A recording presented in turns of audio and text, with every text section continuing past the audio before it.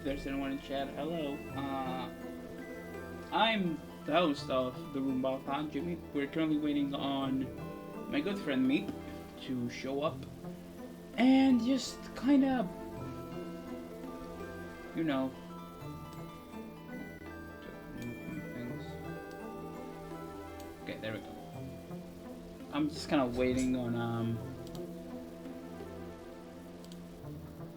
Oh, hello, Flaming Fox 17. Thank you for coming by. Thank you for the follow. But yeah.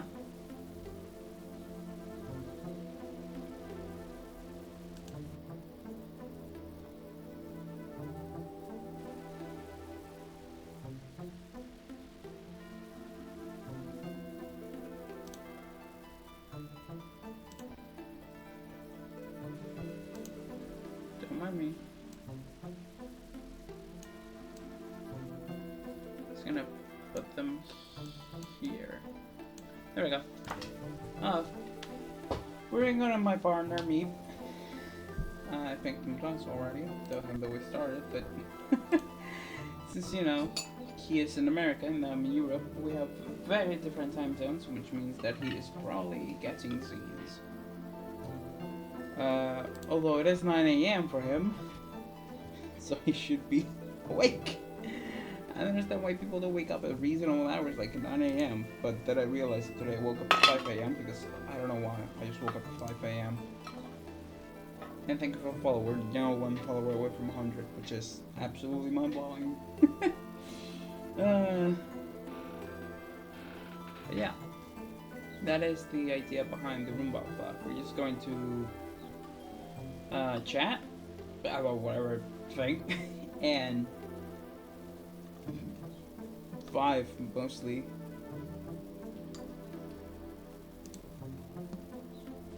Checked out my phone to make sure that everything's going hunky-dory, but I don't know.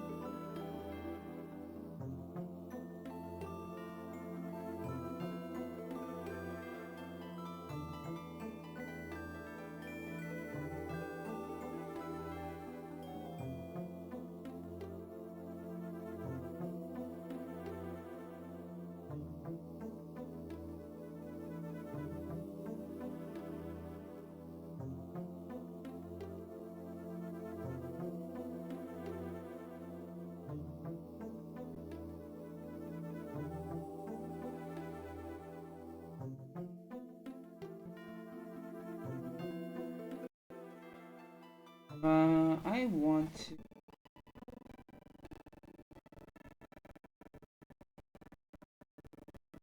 Well,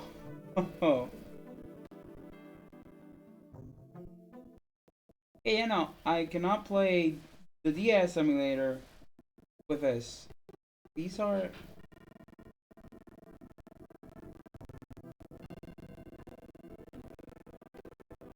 How do you know this is the last? Oh, it tells you.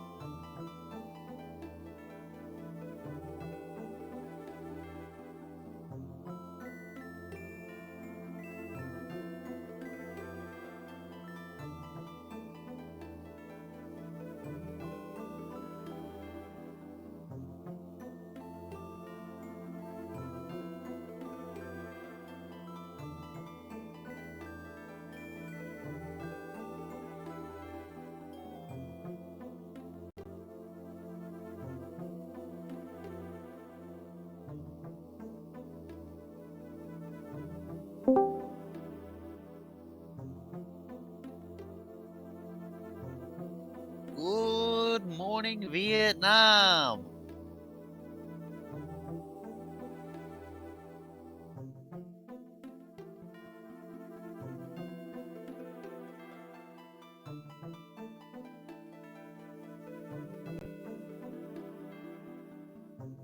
in part of America land.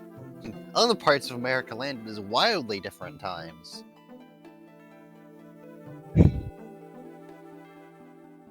Yes.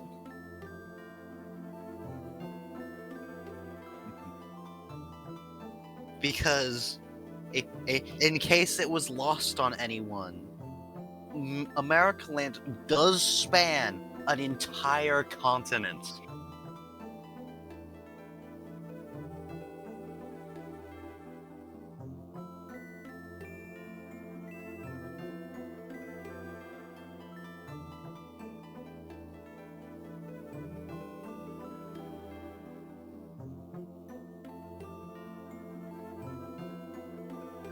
Yes, for anyone curious, is the naming convention here. It's a reference to the train of thought, except it's not on rails. It's like a Roomba. It goes in a straight line, but then whenever it encounters literally anything, it hits it, bounces off, and goes in a completely random direction. So it's like the Mark One Roombas, I guess, because I think the newer ones actually have a more intelligent way of going around your room and stuff.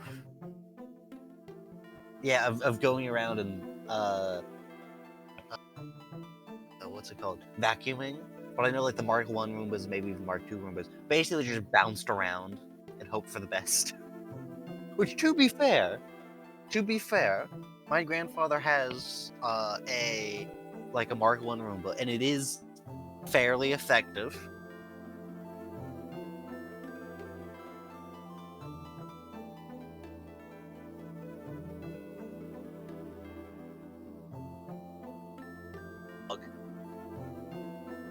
Big pug, yeah. Sorry about the delay. I forgot it's a weekend, so the alarm I set to keep my sleep schedule not completely ridiculous doesn't go off on weekends. Probably.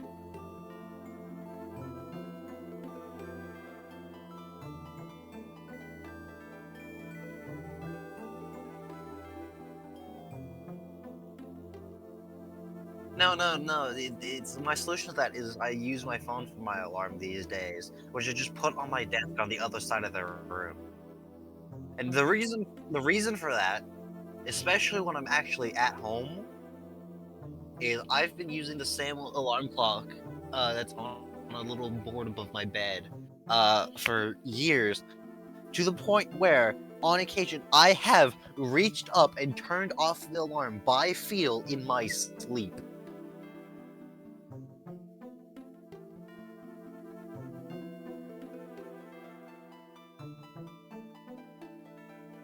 And you think that'd be complicated because the snooze, the turn it off button, except the I've managed to memorize, just hit one part, run my finger up until I feel like the two different ridges of the difference between the buttons, and then hit the correct button.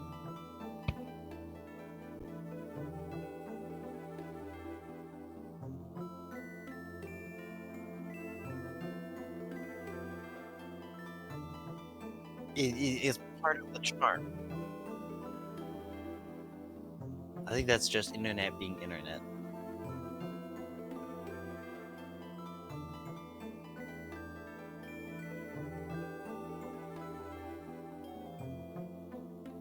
Mm.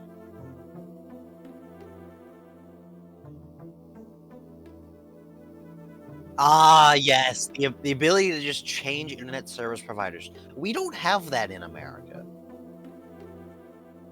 Ye Well, the thing is, in the US, there are multiple internet service providers. However, in the really early days of the internet, all the companies kind of got together and all right, we've got a map here. Let's draw lines on the map and divide up the territory and just not compete with each other. It's like, yeah, you can have Company A or Company B. Company A is the one who owns all the cables. Company B will give you 5 megabits a second. It's just I don't actually know internet speeds. You'd think I'd know internet speeds. I'm studying with an IT minor at university, but whatever. No, I specifically said no. Yeah, 5 megabit is small because megabit and megabyte are different.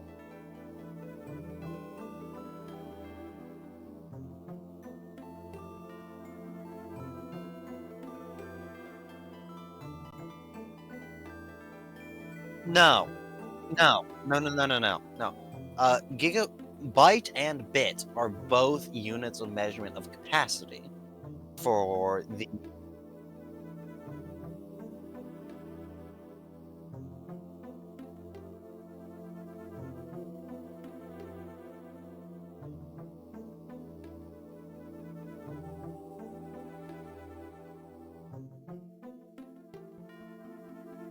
No, no. Well, you learned it wrong. So what it is the bit and byte. They're both units of measurement, and then for units of speed, it's like megabits per second is it's how much data you can transfer in 1 second. So you need to know the amount of data. So that would be gigabytes, megabytes, megabits, whatever. So it's that per second. It's like how speed is miles per hour or kilometers per hour or world wars per oil field or whatever.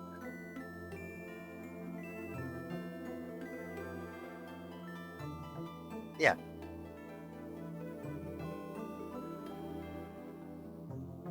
Mm.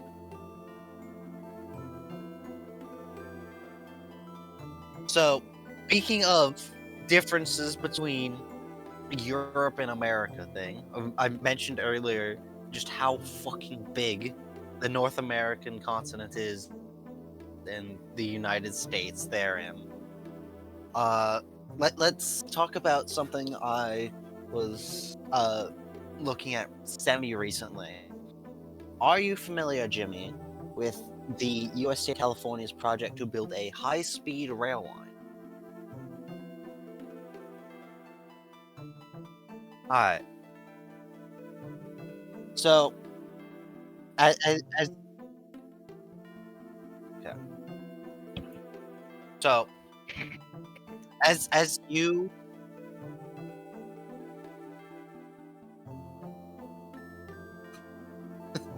oh no. Okay. Tell me when it's good so I can continue. All right. So, as you may or may okay, I'm not gonna do that. No. Uh, as you and chat may or may not be aware, the United States' rail system exists, and yes, unlike most of Europe and Southeast Asia, passenger rail in the United States is effectively non-existent. There's there's a whole history for that, but I'm not going to get into it right now. What you need to know is the U.S. state of California has, for basically since just after the turn of the century, been in some stage of the process of building a proper, modern, high-speed rail line from the ground up. Like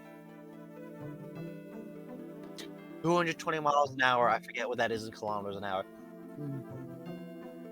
Top of the line high-speed rail. And ever since it started, people have been shit talking it. Now, the thing you need, yeah, it's big fast. The I'm sure, Jimmy, you can, like, on your screen or something, pull up a map of the United States and find California. It's the big one on the West Coast. Uh,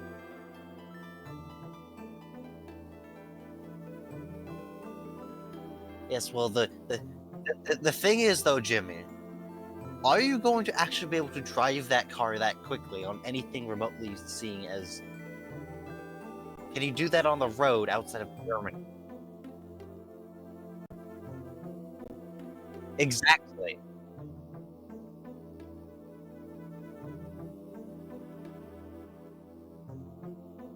The the the point is that first of all, this if you pull it up and look at California on a map of the U.S.,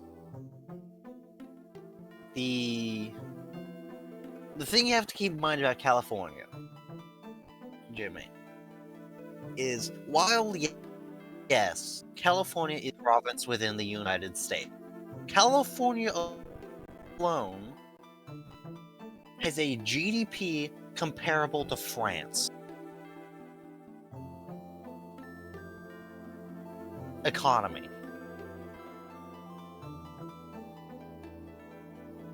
The province of California, the state of California, truly is one of the states that emphasizes the United States part of the United States, where states is another term referred to as a nation.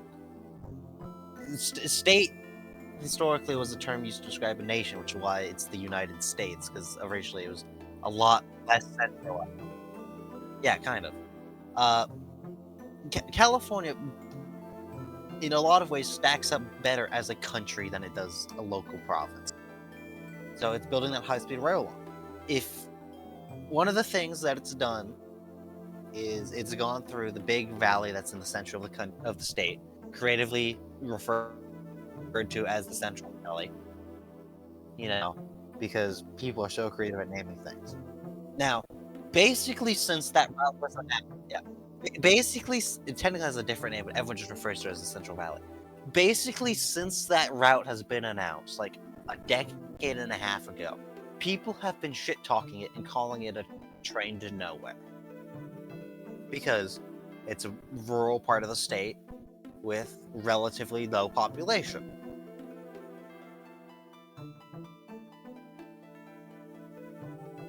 The thing you have to the thing you have to keep in mind is that relatively low population is doing a lot of heavy lifting. Because like along the route, just like in the catchment area of like the 3 stations they put in there, there's like 5 million people. That's what people shitting on this train are calling a train to nowhere. Now,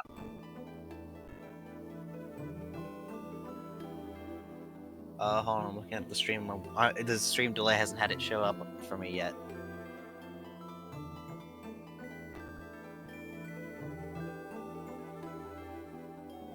Wow, I've got a lot of stream delay. A lot of stream delay.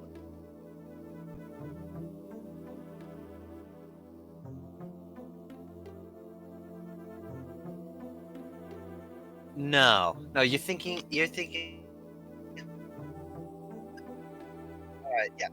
That's the map of California. The thing below, you can't point very easily, Jimmy, with the stream. It's just popped up for me. You said the thing immediately below California, if that's what you're referring to, like the peninsula, is part of Mexico, and that is 2 Mexican provinces called Baja, collectively referred to as Baja California or Lower California.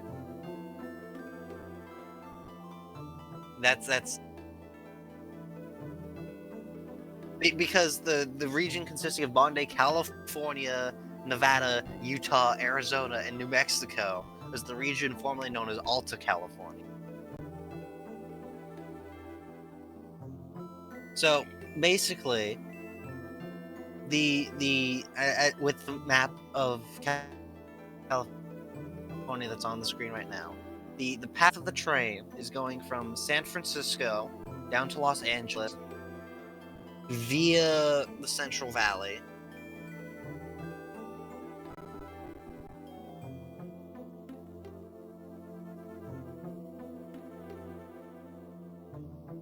Hold on, Jimmy. Can you also stream it to Discord so I can? Yeah, because that would probably let me actually react to what you're trying to point out to me in a much more practical manner.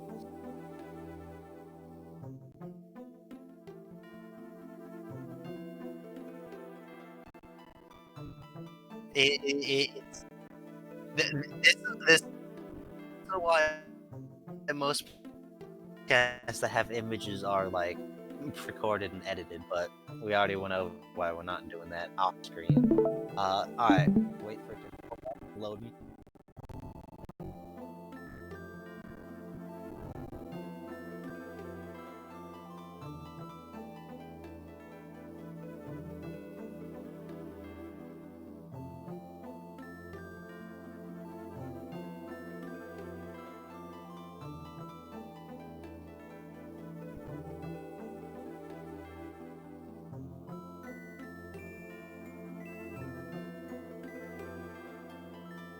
Oh, my stream just crashed and I was muted. Hey. When did I get muted? I don't know. Oh well. Greatness.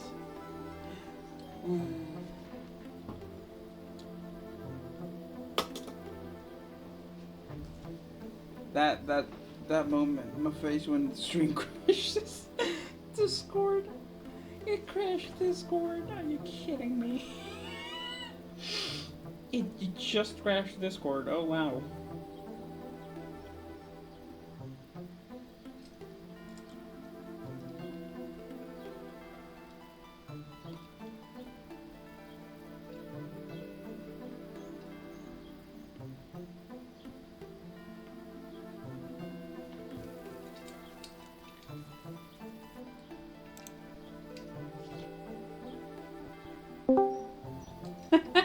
My face when trying to stream something to my partner and crashes Discord.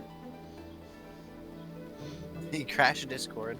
He crashed Discord trying to share the screen of the map of California. Let's try just the map of California. Alright. Pull up the map. Alright, there it is.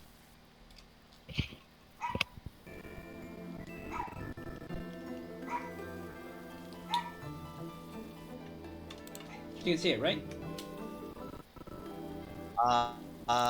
No, it's loading for me.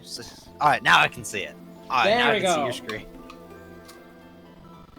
So, from San Francisco to LA, so like a line like this? No. So, actually, that's a good thing you brought that up, Jimmy. Because a lot of people I've seen talking about it. I mean, I guess it would make sense. It would make sense if you wanted to go to Sacramento and then Los Angeles. Like you make like a huge Sacramento is part of the plan, but it's not actually part of the initial phase. It's going basically San Francisco, San Jose. Okay. Then it goes straight east to the little town of Merced that is actually on this map. And then it goes via Fresno to Bakersfield. San Jose goes east to Merced. Where is Merced? Right there. You just ran over Merced. Oh, okay. So it goes from San Francisco to San Jose to Merced, then to Fresno. Then, yeah, along that line. Then continue along that line basically to Bakersfield. Okay. And then from there it goes into LA. So basically crossing this red line. That doesn't sound like a I don't think it's that exact line they're using, but more or less. Yeah, but seeing this red line, I'm like, okay, I'm gonna follow this red line. Yeah. It's close enough. Yeah. So, a lot of people who have been shitting on this plan. So first of all, those cities in the Central Valley, that's like 5 million people. And it's also, historically, some of the poorest parts of the country, so... Okay. They're trying to get some development there. So a lot of people said, why don't you just draw a straight line? Yeah. Why don't you just draw a straight line from San Francisco to Los Angeles? Why don't you just put the train there? That's just... It crosses nowhere. Like, it's better if you cross a bunch of towns before running into the big city. Well, the thing is, Jimmy, there's also a reason there's nothing directly between them. Do you see that big word? Do you see that big word there that says ranges? Yeah. That's because that's a mountain range. No doy. Okay, makes sense to me. Yeah, they've specifically chosen not to go straight through a mountain range lengthwise. Makes sense. Makes sense to me. Yeah.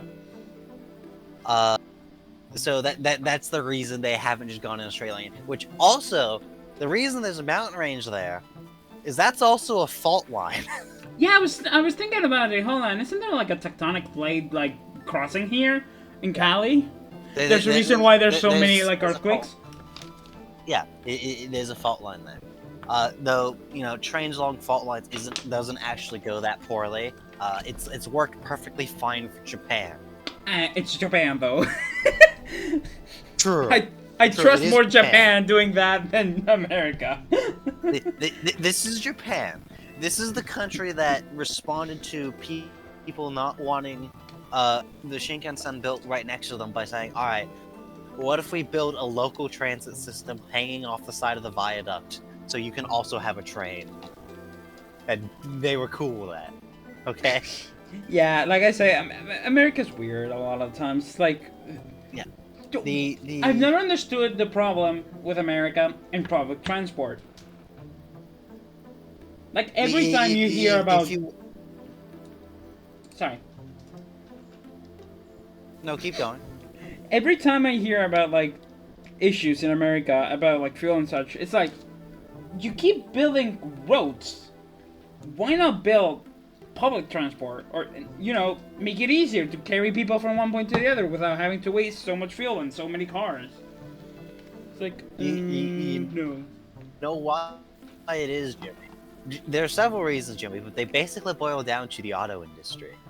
In the 1950s, the automotive industry successfully managed to convince basically the entire country cars-based public transport cringe. Why, with communist propaganda or something? Anti-communist. Actually, no. Which is weird, given that, there's probably a little bit of that, but most of what I've seen on it wasn't actually, like, communal use items. That's communist. No, it wasn't. Which is weird. But, probably because the United States used to have really good public transport, but... And then they stopped having good public transport. To put in perspective how, like, well-known this at least used to be, that it was the auto industry behind it, there is a comedy movie from, like, the 80s where the plot is literally the villain wants to bulldoze a location to build a highway. What movie is that? Who Framed Roger Rabbit? Oh my god, are you serious? Oh yes, my god. It's literally the plot of Who Framed Roger Rabbit. I have watched that movie when I was a kid. Yeah, it wants to bulldoze a minority community in Los Angeles in order to build an 8-lane freeway.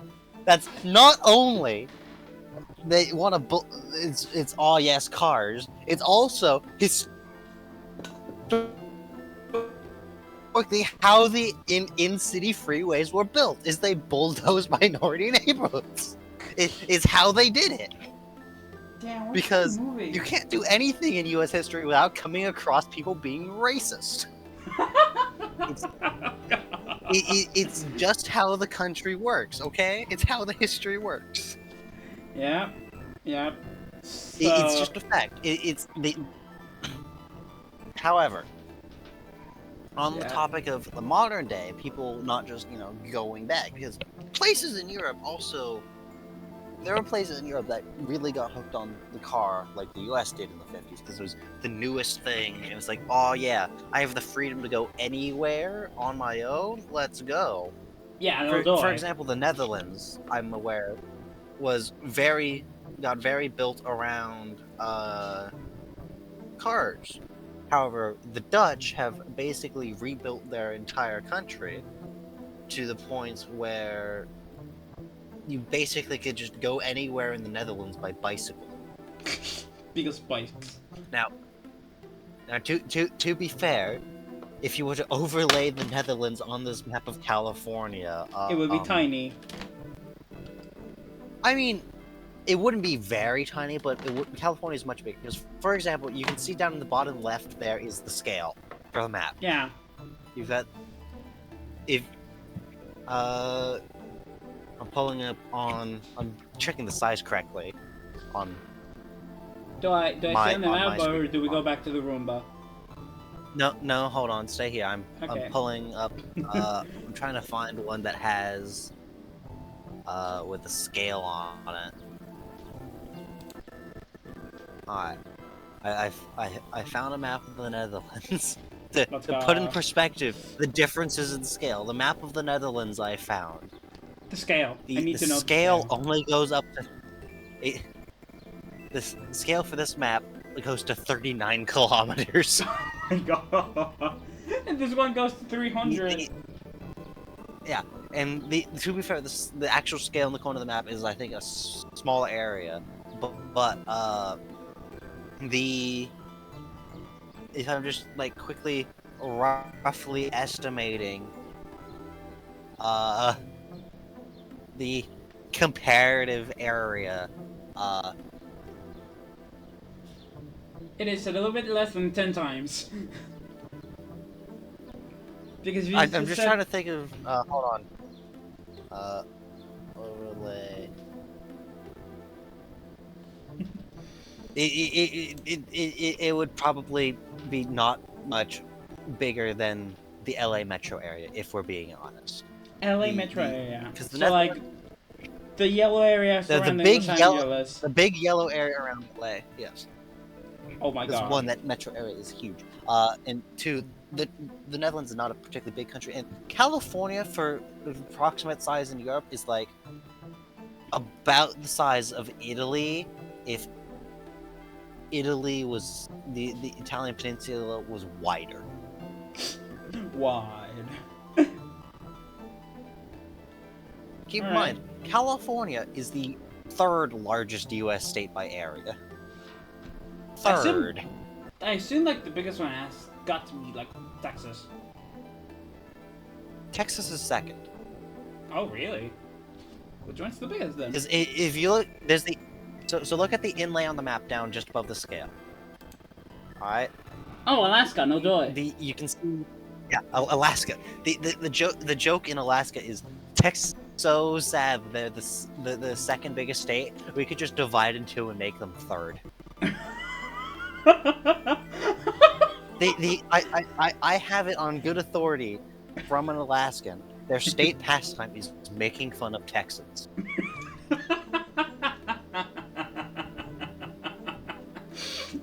Making fun of a Texan. Oh yeah, speaking of Alaska, have you ever seen Northern Exposure? No. Okay, because my family has been lately like binge watching it every day of the week, and I'm kind of tired of like seeing it. It's like a New York Jewish doctor moved to the middle of a town in Alaska, which is technically the town is based in Washington, the original town, and it just passes the years watching the city grow as this doctor just does life. It's called Northern Exposure in English. In Spanish, it's literally called Doctor in Alaska, which means doctor in Alaska. Trying to stay on topic though. We're trying to keep the Roomba on task. Yeah.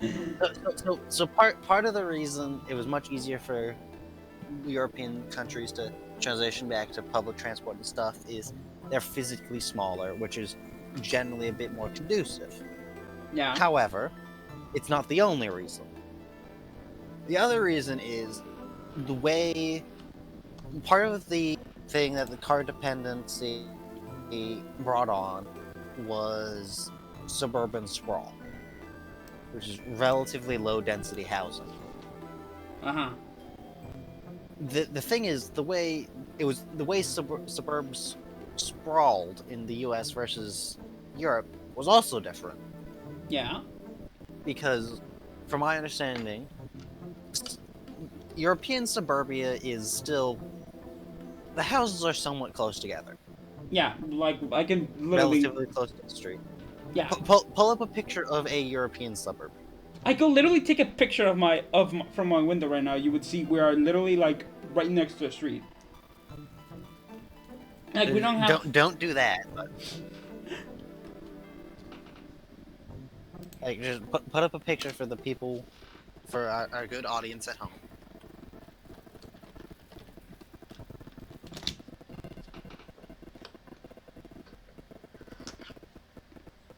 Oh my god. Look, hey, actually, I used to. Yeah. Oh, that's perfect. That is perfect. A comparison image. There's several. I like how there's in just the Google Images results. There's 2 different comparison suggestions, Yeah. and I'm pretty sure one of those is a screenshot from City Skyline. There's one of them that's called.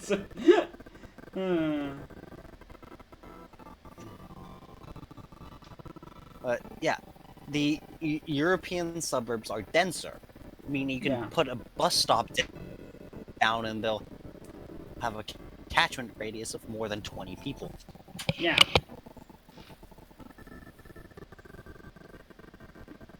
Yeah. So that's part of the issue. And do you want to know why the U.S. houses have super big lawns around them and stuff? Why? Well, one reason is there's a lot more empty space in the U.S. they can fill with them. But the second reason is American suburbs are modeled after a place called Levittown, named after a man named George Levitt, I think, who basically designed the modern American suburb. And in his words, paraphrasing, any man who has 10 to a lawn is too busy to be a communist.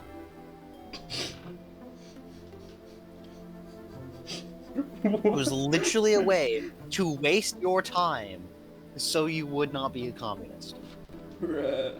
In his messed up line of thinking. Okay. I mean, we have a lawn here too. From your description of your place, though, it's a lot smaller. Yeah, we have a small lawn. It's America. It's like, oh yes, you've got basically, you've got several, probably got close to like a dozen meters between the front of your house and the street of lawn. Yeah. Like, from my house to the street, there's probably like, what, 5 meters to 10 meters tops? But like, when I see like American suburbs, it's just like, you have so much space of lawn, they could probably play football and then be fine. To put in perspective, Jimmy, how big it is, NASA, the American Space Agency, did a satellite study of the United States and determined that by land area, the single largest irrigated crop in the country is lawn grass. Oh my god. Keep in mind, the United States has one of the largest amounts of actual farmland in the world. That's why I said, oh my god. It is ludicrous. Also, the grass Americans use as their lawn grass, Yeah? isn't even native to this continent. Ah, yes, of course. I think it's like the standard one is technically called like Kentucky bluegrass or something like that, which sounds like it's native to this country because it's named after the U.S. state of Kentucky. But no, it's like just a variant of European grass. Of course. It's not like North America didn't have its forms of grass. Because America did have grass before the Europeans showed up. It just wasn't the kind of grass the Europeans wanted.